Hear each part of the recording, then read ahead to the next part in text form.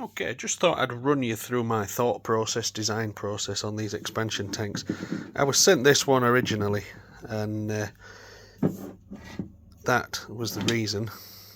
And it just does, it keeps deteriorating. Every time you touch it, it just breaks a bit more.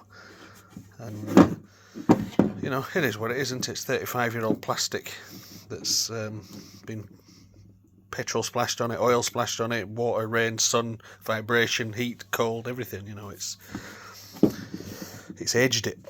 And originally I tried to sketch this in CAD and it was just beyond me, you know, it's like a 40-sided shape or something like that, and it was just too much to get it looking right. I mean, it was a serviceable piece that I made, but it was not right. So I got a 3D scanner, and those are the stuff you've seen more recently. So these two, this one is really thick. It's 5mm thick wall there, and it's strong. Even though that's broken there, I can press on that hard as I possibly can, and it doesn't budge a millimetre.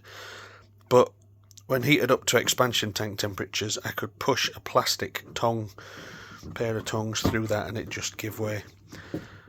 So that was not a waste of resin, but I probably could have tested that on a 5mm sheet instead of an entire tank. And annoyingly, I'll show you the mistake I made as well. Let me get in there. I put the wrong thread on the top, and I put the right thread on originally, and it's somewhere, it changed somewhere in the design. That was annoying, and I didn't notice that until I'd printed two of these, and I went to put the lid on. So these have become testing dummies. I was testing how strong that top piece is, you know, that one. And I was trying to print them flat to the bed, so you can see there it's got a flat bottom, but that's visible, you know, when it's on the bike you sat looking at it that way and you can see the back of that flat bottom. So not happy with that. Anything touching the bed is going to be ugly, which is why you use support. But I was just hoping it might be flat enough that it would print from the bed flat like that, but we don't want a flat bottom, that's not good. So moving on from those, I got a nice print, and as I recall, this one had already started printing when I was heat testing this one. So whilst that is a bit ugly because it's got a flat bottom and these pipes are a bit long and they're a bit weak in this particular resin, that's basically a fully functional bottle.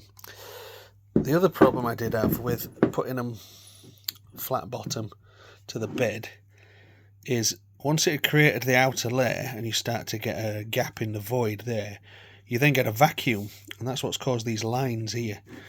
Now on the print process I did actually have one of them that I sent out for somebody to test, and there was a pinhole, air hole here, and that was because the vacuum had pulled the resin in as it printed off the thing, so we had to move away from that.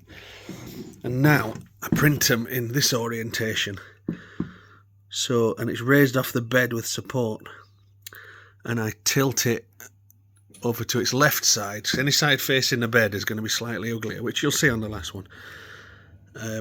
But with this little pipe facing the bed and being the lowest point, there's never a vacuum then, because it can always breathe through that hole, so you would never get any lines around there like we got across there, which kind of spoilt it. But you can see it's gone through several layers. It was vacuuming there, and then it sort of changed a bit there as this air leak was available, and then as it printed through that layer, you can see it sort of changed again there.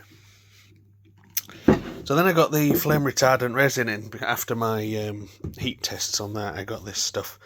Now this is a failed print because it ran out of resin like 90% of the way through the print, so that was annoying. And it's actually quite sticky because I never end up bothering to cure it properly. It just became a bit of a test dummy. I got some pliers on there and was testing the strength of it. It's pretty strong. It's made of tough stuff, but it was a failed print because I ran out of resin, and then I had a bit of a sabbatical, would you call it? However, I now have this, my latest incarnation, which is made from 75% of this heat-proof resin and 25% of another resin. And I'll give you my design process logic. You can see these pipes have got a tapered base to them there, because I'd found when there's a sharp angle, like a 90-degree angle, it had a tendency, if it took a knock, it could crack on that. So we've got tapered edges to them. I increased these due to feedback from people that tested them, because if you look at the originals, they're both in shot, and on my test model, oh, see, that one I hardly had any. I kind of overlooked that. Oh yeah, I added them on that one, so you can see there I added some, and on there, but they weren't enough. It said the strap that sits there was sliding a bit left and right, so no problem. Feedback, increase, we improve. Now, as I was saying, the orientation of printing this, so I'm printing it with that down and leaning slightly over to the left as it sits on the bike. That's the left side, which means this side is facing the bed, so you get the support marks from where the support's been holding it.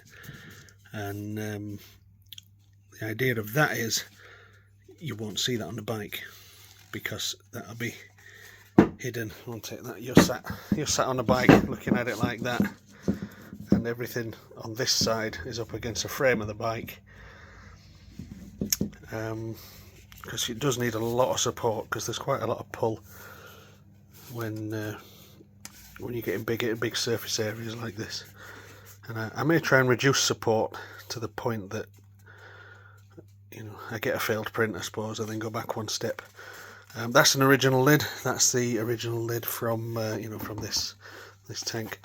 It seems that most people's lids are fine. If need be, I can design a lid, but if it ain't broke, don't fix it.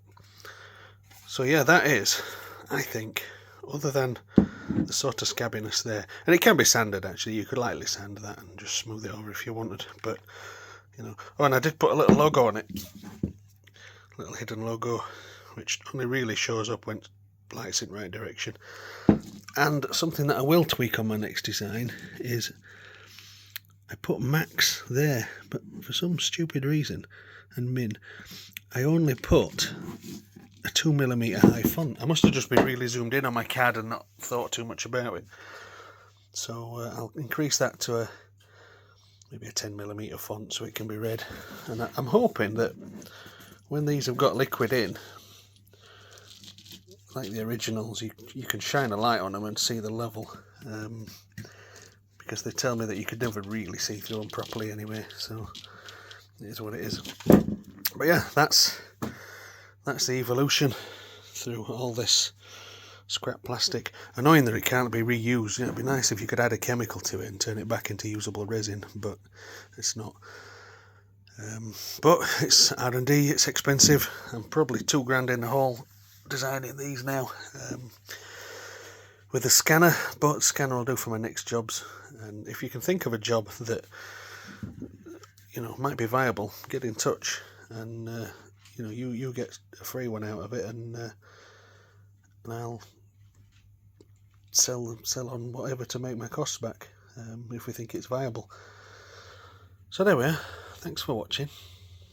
And hang on, what YouTubers do this and say, thanks for watching, click like and subscribe, all that stuff, yeah, and do bell button and whatever it is they say, I don't know.